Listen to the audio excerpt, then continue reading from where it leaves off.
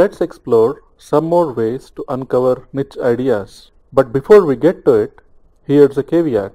Many seem to believe they have to love a niche and be an expert in order to be able to build a site in the niche. That is not true. While it does help if you love working in a niche, there will only be so many sites you can build if you choose to build sites only in niches you love. After all, how many niches can someone really love and be an expert in? To be very successful at niche marketing, you will have to build several sites, and very few people achieve significant success with just one or two sites. Like most things in life, this too is a numbers game. If one site makes you between $500 to $1,000 a month, wouldn't you want to build at least a handful of sites every year? You can't do that if you believe you need to be passionate about a niche to build a site in it. You want to approach this like journalists approach their work. They are not experts in all that they write about, but they are trained writers who know how to present facts or weave engaging stories around facts. If newspapers require journalists to be experts in all that they write about, most newspapers would struggle to stay afloat. That said, when you are building your first site, it does help to build it around something you love and are passionate about. But once you have built one or two sites, you would possibly need to look around for more niche ideas, even those that never was of the slightest bit of interest to you in the past. You may be able to build a site around things you really love doing or are an expert in. You can uncover some ideas just by asking a few simple questions. What's your job? What are you good at? What are your hobbies, interests, and passions? What were your interests when you were a few years younger? What is it you love to do with your free time? What are your friends' hobbies and interests?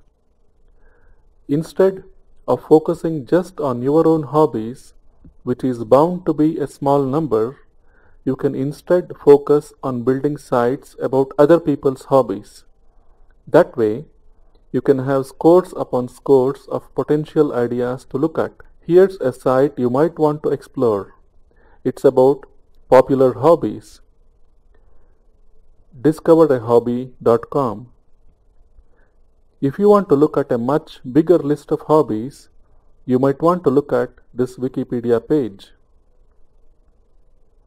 There are so many hobbies listed here. For instance, if you draw or paint and know a thing or two about art, you might be able to build a site around artist supplies.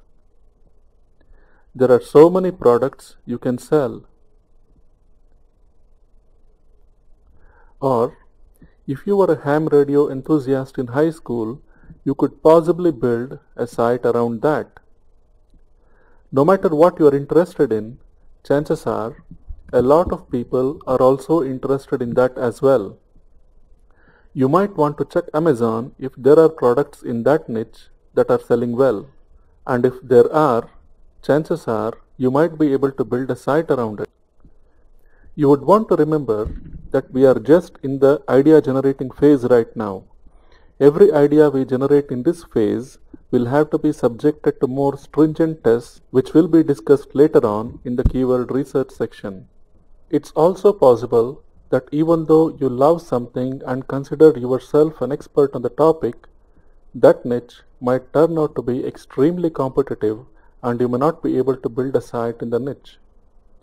For instance, if you have done a lot of research about weight loss pills and want to build a site around weight loss pills, the going may not be easy. It's a highly competitive niche and you will be competing head-on with billion-dollar companies. That's certainly not an easy thing to do, unless you happen to be gifted in some unique way. By focusing on other people's hobbies and interests, you will be able to build a number of sites. If a number of people all love doing something, there's something inherently likable about it, and there are bound to be products you can sell to that niche. That's a win-win for everyone.